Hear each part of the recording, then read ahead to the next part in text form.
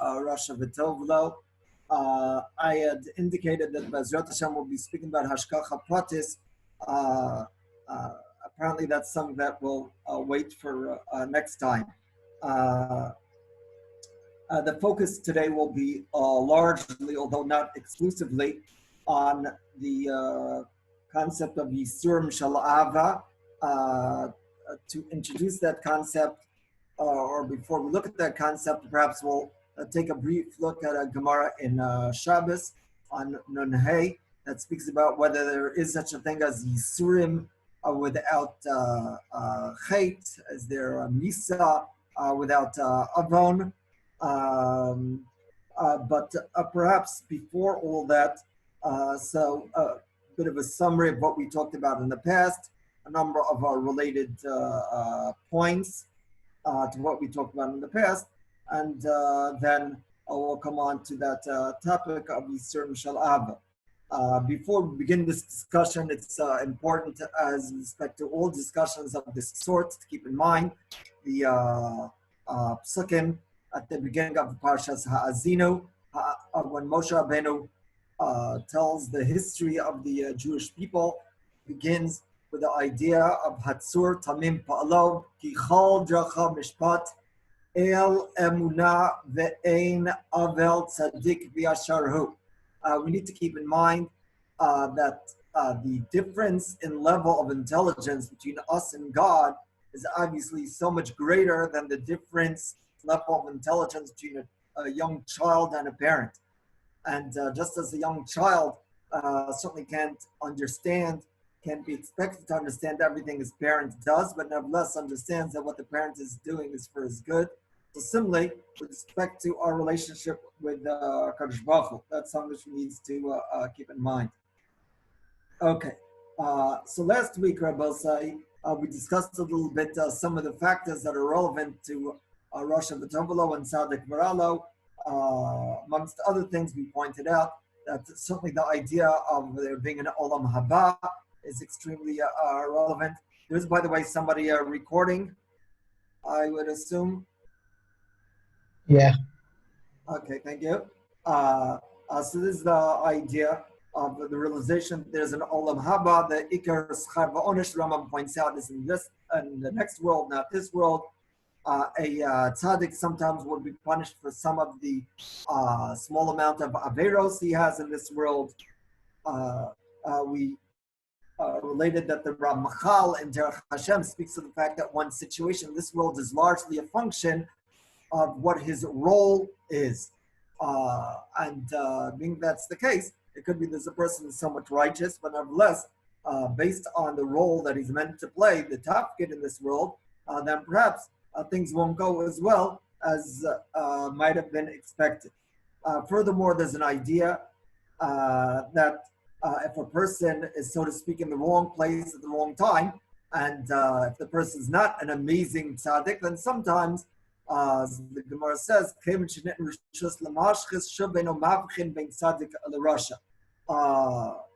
there's also a concept of Gilgulim that the Al-Sheikh says is a significant factor in explaining one's lot in this world, although, as we mentioned last time, I believe Rab Sadi Gaon doesn't seem to subscribe to that idea of Gilgulim. 1 second, please.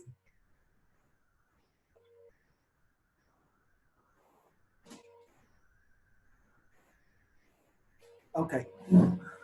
The kotel is now a bit more complete.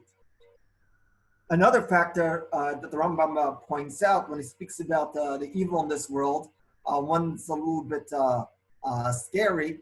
He points out something along the lines, there's a pasuk in Mishlei, Yivelet Adam Tsalef Darko, the El Hashem Yiz'af Libo. Yivelet Adam Tsalef Darko, one's foolish ways, Tsalef, twist, one's foolishness will sometimes twist his ways, will bring about unpleasant results. But often a person will complain to God about what happens. Let's say there's a person that eats a ton of junk food and never exercises, then Chas v'Shalom gets sick and says, "Hey God, why do you do this to me?" What do you mean? God didn't do it to you, you did it to yourself. a person doesn't do what he's meant to do, person acts in a foolish fashion, then he can't come to a Kadosh Baruch Hu and complain about the results. There's a midrash when the brothers are in front of Yosef, and Yosef HaTzadik gives them a hard time. Then at one point the brothers say, "Mazos asalo kim lanu." Why God do this to us? And on that the midrash applies the concept. The brothers are complaining to God about what's happening to them now. Maybe you should have thought about that earlier when it came to selling Yosef. In other words, it was their own actions which brought about those negative results. Okay. In any case, I would like to get back to the Gemara in Brachos, which Bezrat Hashem will look at together. 1 second.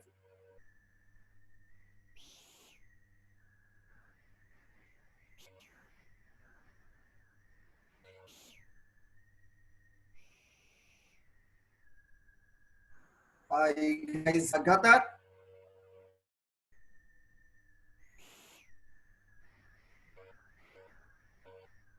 Let me try to enlarge it a little bit. That was a bit too large. Oh well.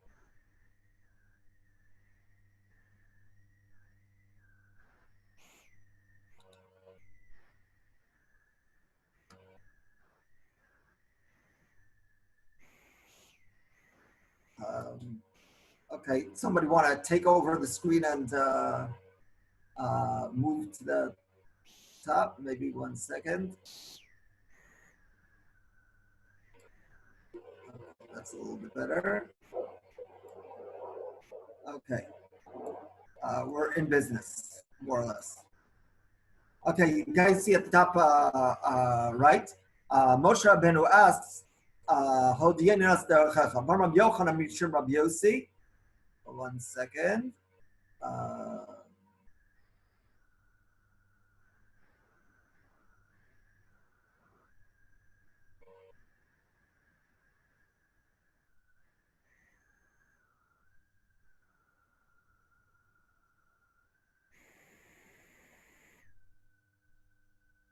So it says the, if that will go away for a second, that will help. Okay. Whatever. Anyways, you guys see the Gemara in Brachos. So the Gemara tells us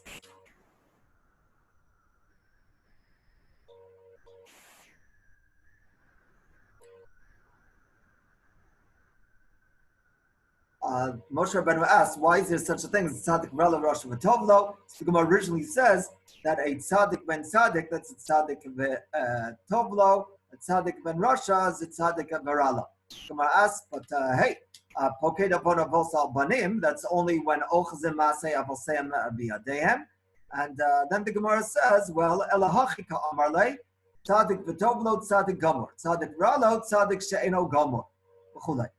So tzaddik v'ralo, says the Gemara, that's referring to a tzaddik she'eno gomor. You guys have the Gemara in Brachos there? Yeah, okay. Now, so the Gemara indicates that it's tzaddik she'eno gomor will be a situation with tzaddik v'ralo. Why exactly is that so?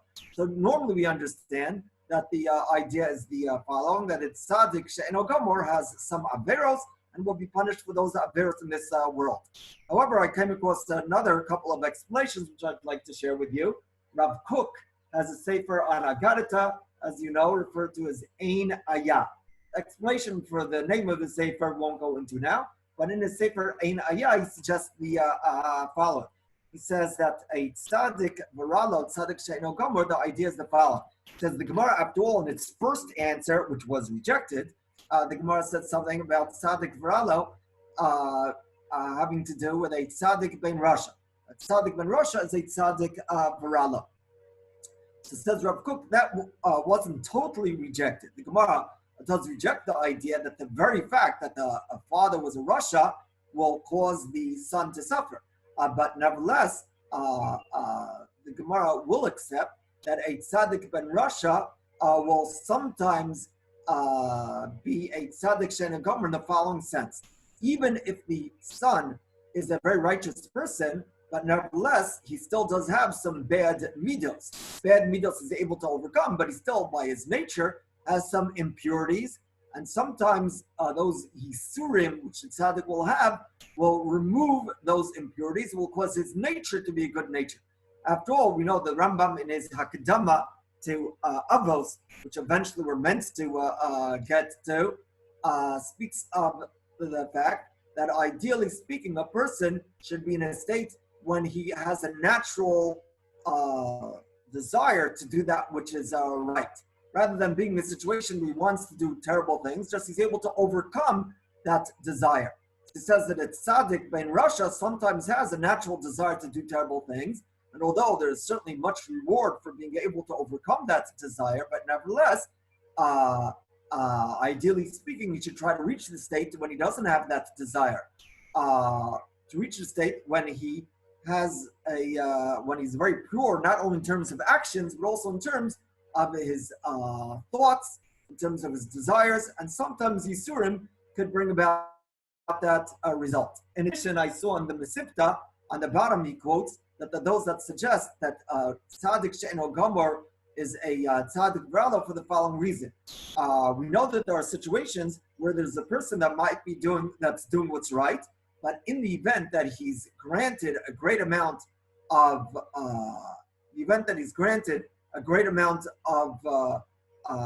gashmius, then sometimes that could lead him to take the position of could lead him to sin. So in such a situation, if he's a tzaddik she'eino gomer, he's not on the level when if everything goes right, he'll still be a tzaddik, then Kadosh Baruch Hu will withhold from him some good in this world. That's that's an alternative suggestion to why would it be that it's tzaddik she'eino gomer would be a tzaddik v'rala. So again, the standard approach, because of the small amount of averos. Rav Kook says that the Yisurim is to remove certain impurities, and the Mesivta quoted from one of the Achronim that the Yisurim will be there because the Kadosh Baruch Hu realizes that if the fellow would have more reward in this world, that might bring about a situation where he will come to sin.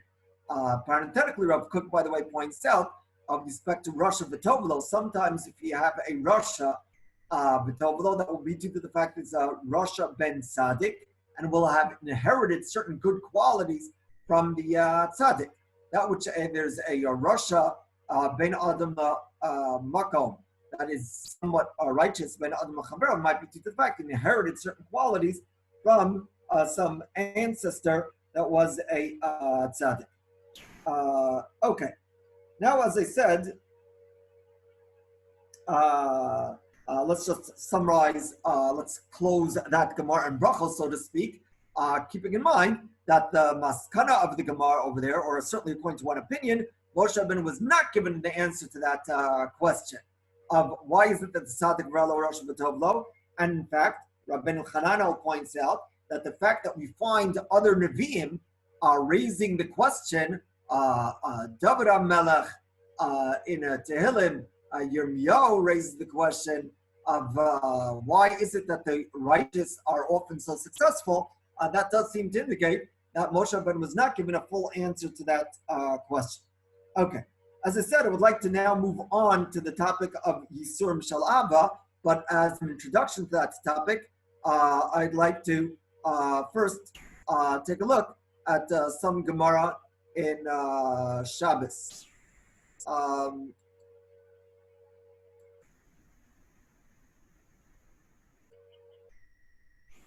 The Gemara in Shabbos, Rabbosai, discusses the following topic. Is there such a thing as Yisurim without Chet? Is there such a thing as a person dying without having violated an Averos? So you have over here, Amar Rabbi Ami, last 3 lines of Rabbi Ami, Ein Nisa below Chet, Vein Yisurim below Avon. Amar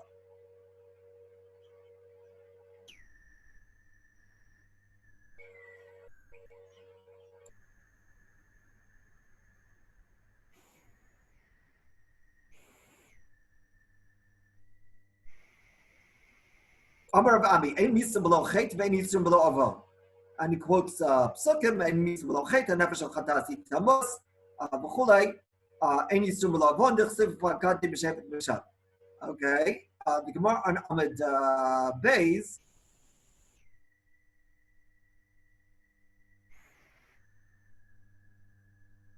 Sorry, told me with this. No. The Gemara on Amid Beis asks some questions. Moses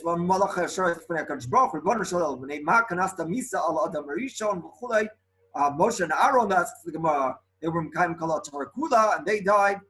So in any case, the Gemara, the end, quotes a Brisa, Meseve, Arba Mesu Be'et Yoshon Nachash. There are 4 people that died because of the Eitzah of the Nachash. Ve'elohin ben Yamin ben Yaakov, Amram Avi Moshe, Yishai Avi David, Mikil ben David. So in any case, the Gemara comes to the conclusion, Ushma Mina. I don't know if you guys can see the pointer. First one line is Moshe, about 7 wide lines down. Ushma Mina Yesh Misa below Chet, Yesh Yisurim below Avon. Tiyufta Rabbi Ami Tiyufta. So the Gemara seems to come to the conclusion that there is such a thing as Misa below Chet, there is such a thing as Yisurim without Avon. Seems to be pretty clear cut. Tiyufta. However, the Meiri does say that is not what we assume. He has some enigmatic line that hashkafic topics are not necessarily decided by kashas from Brisas.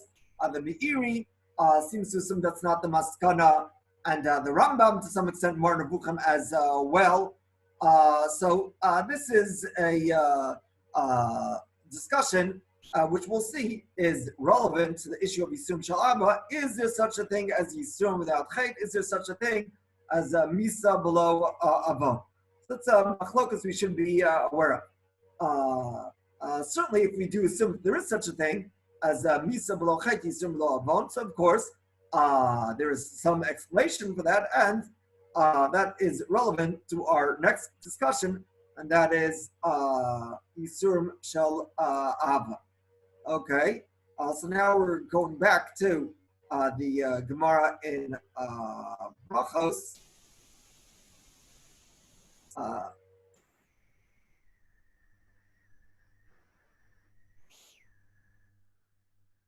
That we have here.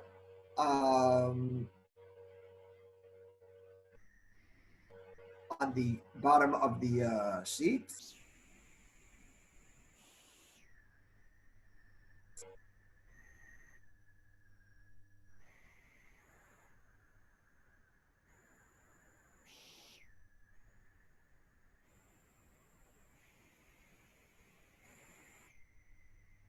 Okay. Amar Chistam, Ra Adam Shisurim Ba'im Malav, Yifash Masav, Mar Brachos Dafek. The person sees that Yisurim are coming upon him, it should be Mefash Feish B'Ma'asav.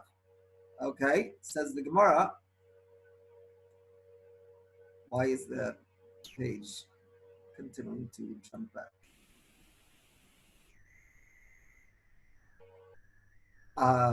So you guys see, Ra Adam Shisurim Ba'im Malav, Yifash Masav, Shenem Anach Pasadrachin Menachora. Pishprish v'lamatza yitla b'bitul Torah. And says the Gemara, lo matzah b'yadua she'isum shel ava. The Gemara line 3 over there says that if in fact he was mefashif masav, couldn't find anything, then he knows that it's yisurim shel ava. Okay. Now, what is yisurim shel ava? So Rashi says.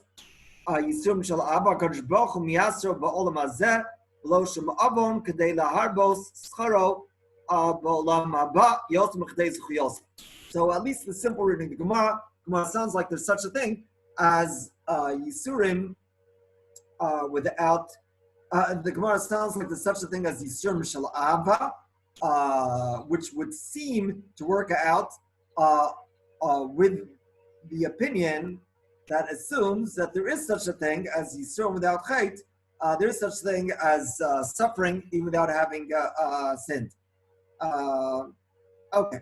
In any case, before we go into the details of that, so let's just look a bit more closely at the beginning of that section. Again, in Adam he should be masa. The implication is that there is some sort of connection between one's deeds and what happens to him in this world, and thus, if there are Yisurim, the person is meant to try to be mfashvesh b'masa to figure out what might the explanation be. Doesn't mean he's always able to do so, always able to figure out, but nevertheless, he's meant to attempt to figure it out.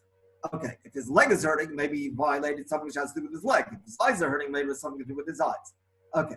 In that case, says the Gemara, Pish Pish B'Lamatza Yitla B'Bitul Torah. Was Mefash Masav, and he didn't find anything Yitla B'Bitul Torah.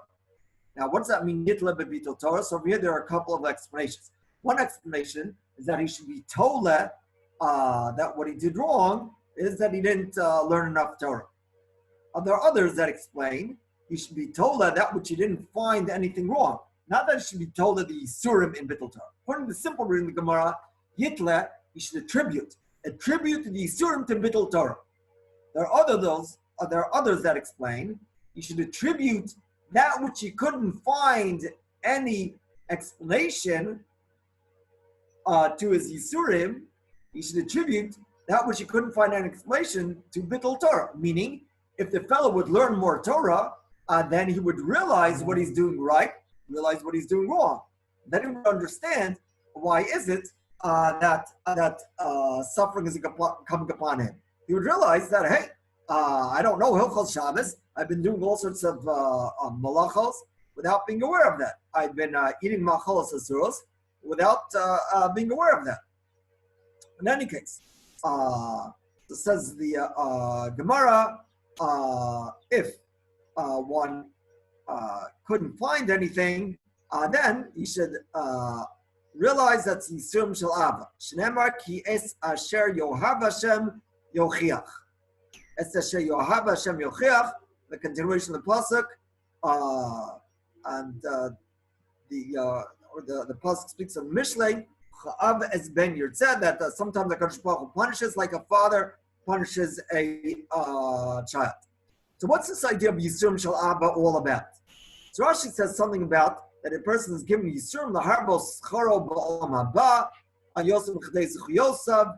But why would such a thing be so?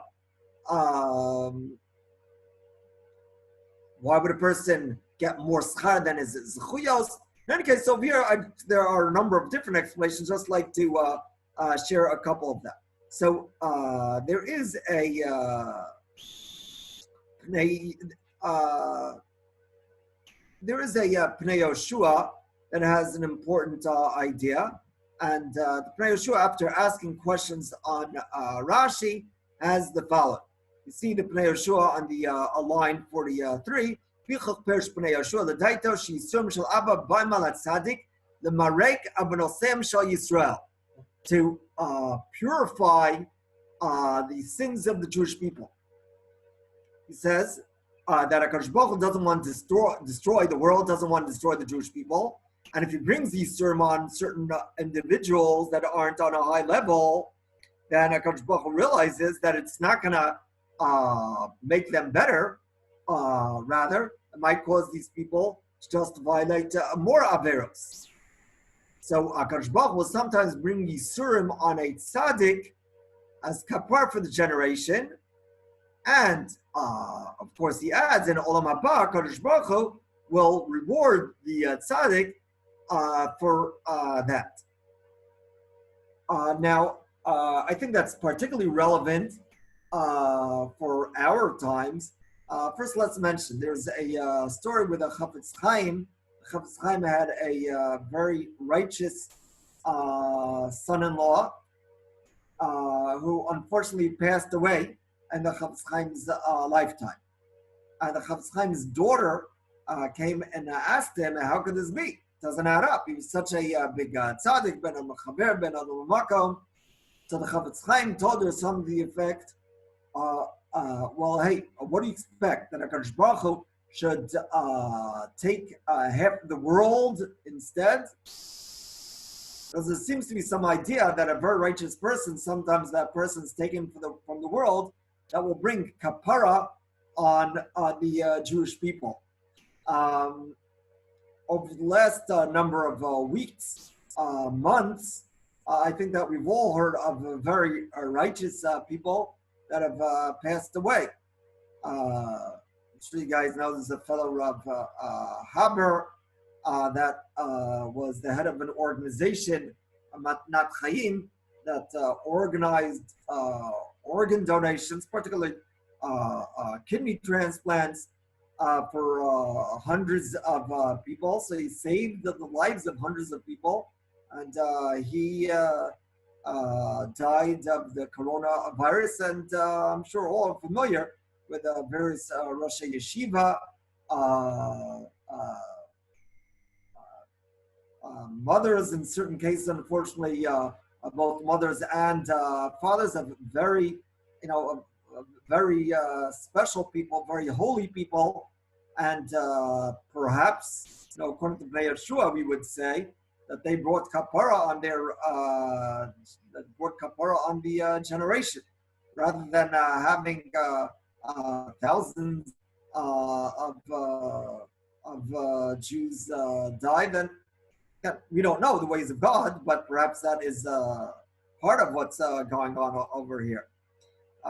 In any case, according to the simple reading of the Gemara, so Yisurim Shel Ava is one which would seem to, the concept of Yisurim Shel Ava would only seem to work out with that which the Gemara's Maskana seems to be in Shabbos, that there's such a thing as Yisurim without Chet.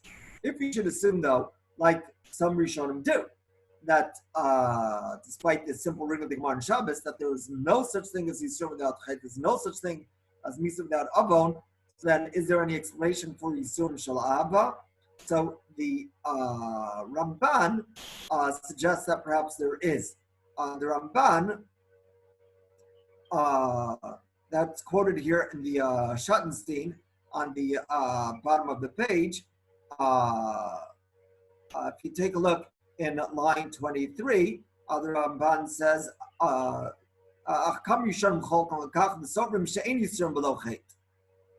the Ramban, apparently like the Rambam, holds that there's only Yisurim together with Chet. So how you understand Yisurim Shel Ava? It's in line 26, he says, Aldas Ramban Yisurim Shel Ava, Apahim Ba'im Al Chet, Lashem Ba'im Al Chata'im She'adam Osa B'Shogeg. Nikram Yisurim Shel Ava, Mipnei She'enam Ba'im B'Toras Onesh. We'll summarize the Ramban. The idea is the following. The Ramban understands sometimes a person will violate Avera B'Shogeg. Now, that Avera B'Shogeg is one which would not cause him to be worthy of a, will not cause him to be worthy of a punishment mitzad the seriousness of the Avera, or mitzad the guilt. He's not to be punished for that Avera, mitzad is being a bad guy, mitzad is being evil, because he violated B'Shogeg. Nevertheless, every Avera has some impact on the soul. So when a person violates an Avera, if he does it B'Shogeg, there are certain Averos that would have an impact on one's soul, and as a result, one's soul will not be pure enough to be able to experience the holy Olam Haba experience, and therefore HaKadosh Baruch Hu will bring Yisurim on the person in this world. Certainly, that's a davar pashat, that as Jews we understand that the world to come, in terms of the pleasure of the experience, in terms of the eternal nature of the experience, is something so far beyond this world. As the Mishnah speaks in Avos, that Yafa Sha'achas of Koros Ruach B'Olam Haba Mikol Chayei Olam Hazeh. And therefore, if you understand that the more dominant, the more important aspect of one's existence is olam haba, the soul, is the neshama. So you might have such a situation where in this world a person will undergo yisurim for those averos that he violated b'shogeg, so as to purify his soul.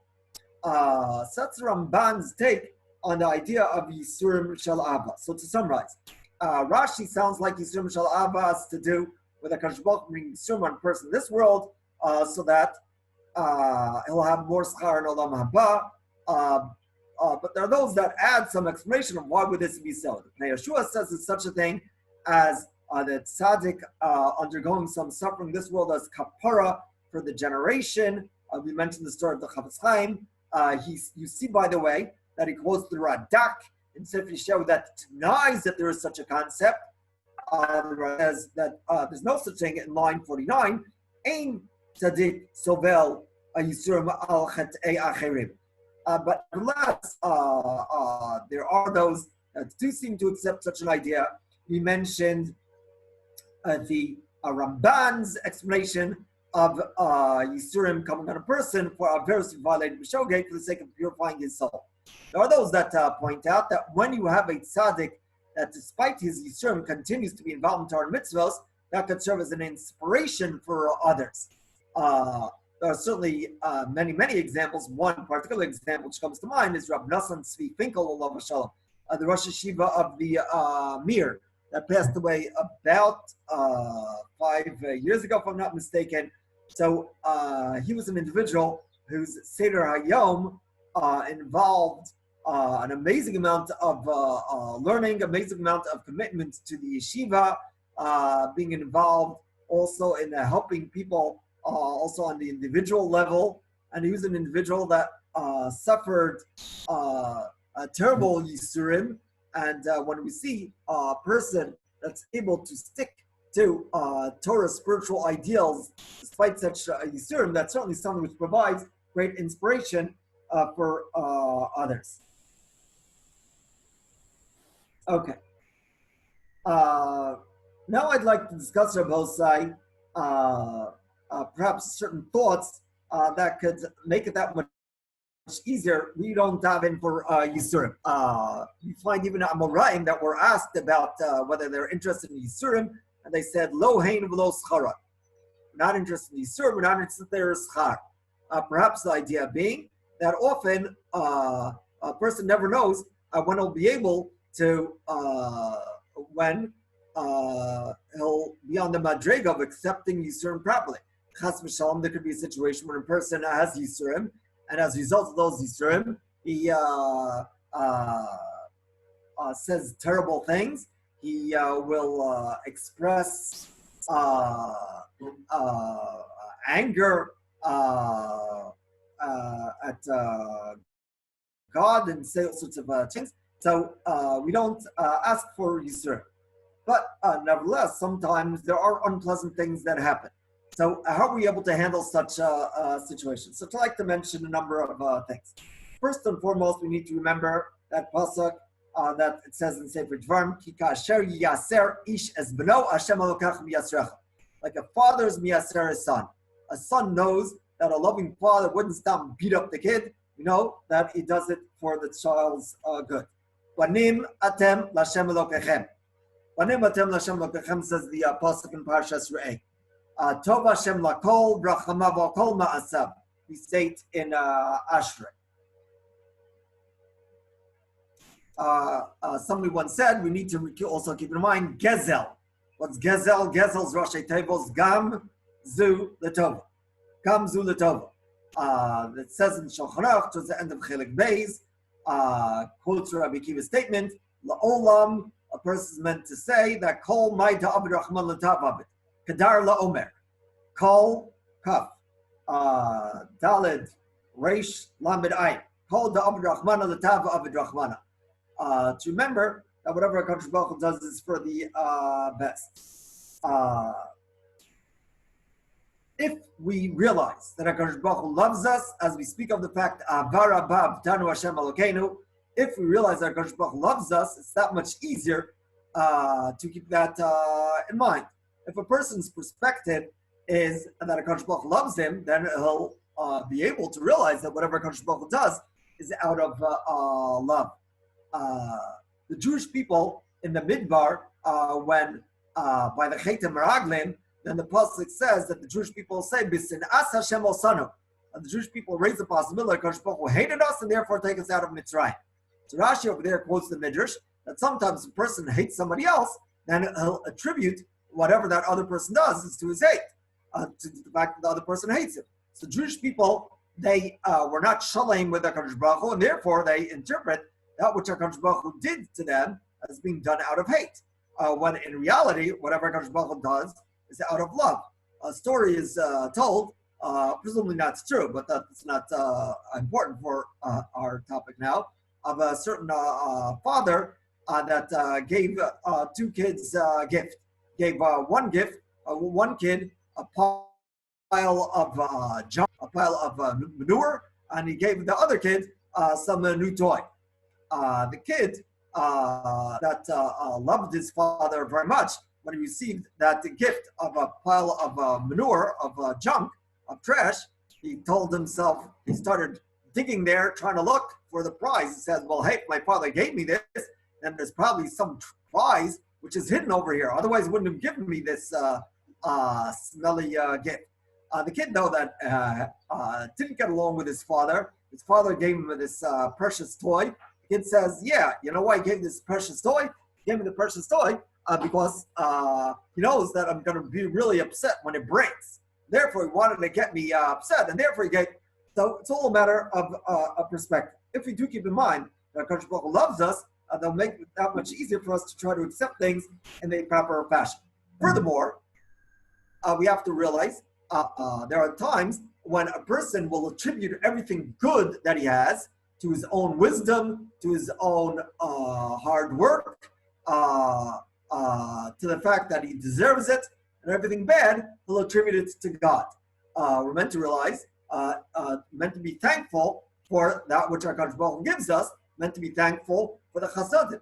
If in fact we would attribute our health, our good health to God, attribute that which we have what to eat to God, attribute that which we have what to wear, that which our families to our HaKadosh Baruch Hu, to realize it's a gift from our HaKadosh Baruch Hu, make it that much easier for us to be able to also accept those things which are not pleasant.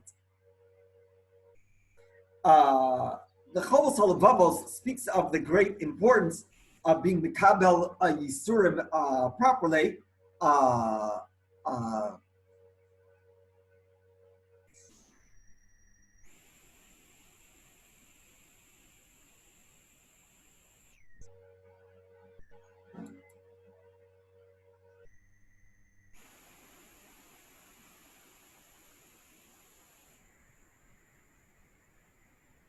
V'yizbol b'ratzon as gzeras Hashem yisromem v'chulei lo sabno shel roges. His basic point over here is the following. It says when a person has yisurim, so if he accepts it and he understands that hey, I don't know why this is happening, but I know that the kind God is doing this to me, then he receives great schar. And that's something which provides kapara for his averos. But when a person has yisurim, all he does just complains and says, "I don't deserve this God, and this isn't fair, and this doesn't make any sense, and this is disgusting, and ein din ve'ein dayan," then chas v'shalom, then he doesn't have kapara. He says in the last line. He says, "Asavlanus in roges ba'alav ve'eno sacharla ve'eno meru." A person has yisurim, but his attitude is a terrible attitude. Then it doesn't purify him of his averos. So, we can't judge others, and but for ourselves, we should try to see to it that when chas v'shalom things don't go the way that we want. We view it as kaparas abonos. We say gamzu letova. The high madrega the highest madrig, as a person could accept it with love, and with the Ava, the Gemara says, "Kashem shemevarchim ala tova kach mevarchim ala hara." The Gemara says the person meant to do it with the Ava, with the Simcha. There was a great scholar, the Aderet. The Aderet was the father-in-law of Rav Kook. He, by the way, was originally lived in Europe, in Panovich, I'm not sure, and he moved to Yerushalayim to serve as an assistant rabbi to Rav Shmuel Misalant. Rav Shmuel Salant was the Rav in Yerushalayim, but it was going on years, and the Aderet was sent to be the assistant rabbi. As it turned out, the Aderet passed away before Rav Shmuel Misalant. But in any case, so the Aderet was known to always be very punctual. But there was one time when he kept the tzibur waiting. When was it? The Aderet had a daughter that unfortunately passed away. And the time was scheduled for the Levaya, for the funeral. And the Aderet didn't show up at the appointed time. Only a half hour after the appointed time, he showed up. When later asked, why is that so? After all, generally speaking, it was very makpid on not being matriach the tzibor. Says, well, the practice is, halacha says that one is meant to say the bracha of dayan ha'emes when there are unfortunate tidings. And the Gemara says that bracha is meant to be said with a full acceptance, meant to be said ba'ava, b'simcha, and I wasn't able to bring myself to that madrega yet of saying it ba'ava, b'simcha yet. And therefore, I didn't have any choice but to delay with that bracha. Okay, I want to talk a little bit more about Kabbalah Yisurim Ba'ava. Maybe at the beginning of next session, we'll talk about that a little bit. So, to summarize your side, so we saw that there is a concept of Yisurim Shel Ava, which the Gemara discusses in the Brachos. What would the explanation be Yisurim Shel Ava? So we saw different approaches. The main thing for us to keep in mind, Rabbi Osai, is that understanding that HaKadosh Baruch Hu loves the Jewish people, loves us as individuals, the realization that HaKadosh Baruch Hu is Tov Hashem L'Kol Rachamav L'Kol Ma'asav, the understanding that Ma'od Amku Machshvosecha. Pasuk says, Ishbar lo yadach sil lo yevenes zos. What does it mean, Ishbar lo yadach sil lo yevenes zos? I think the simple reading is that Ishbar, a foolish person, doesn't understand. Ksil doesn't understand God's actions, which is a little bit difficult. A righteous person, a wise person, does understand HaKadosh Baruch Hu's actions. So I think that a pshat could be that a righteous person realizes there's a great depth. A foolish person doesn't assume there's any depth. A foolish person, just like he doesn't understand, he says, well, must be no explanation. Ein din ve'in dayan, Chas v'shalom, says the foolish person. Righteous person knows that there's depth, knows that ki gavhu shamayim me'aretz, ken gavhu drachai midachechem machshvasayim machshvaslechem, and he accepts me'ava through the realization that kol mai da'amid rachman l'tavavid, that HaKadosh Baruch Hu loves us, and whatever he does is for the best. Okay, Belsai, thank you very much, and I guess see you another number of hours at 6 o'clock. Kultiv, all the best.